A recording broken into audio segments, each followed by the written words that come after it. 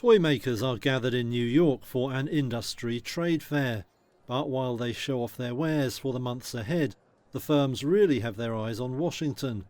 With Donald Trump confirming tariffs on Chinese goods will now hit 20%, toy brands say that can only mean more expensive gifts in the future.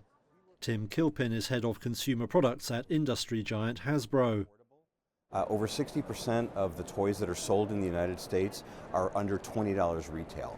And so one of the things we're really trying to do in the situation with tariffs is make sure that our toys stay affordable, but at a certain level the tariffs are going to drive consumer prices up. There's really no way around that. We're working hard to mitigate the impact of that. We're working with our vendors, we're working with our supply chain, but we really don't see any way that consumers aren't going to be affected by these tariffs.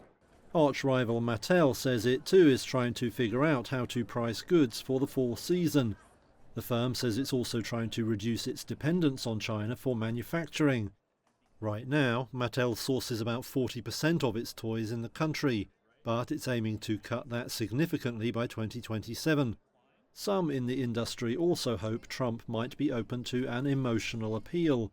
Industry Association President Greg Ahern argues playthings should be left out of the trade wars.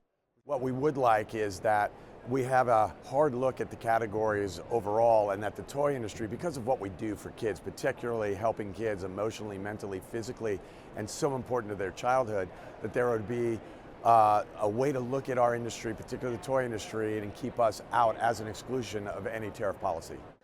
There is no sign, so far, that Washington is set to heed that appeal.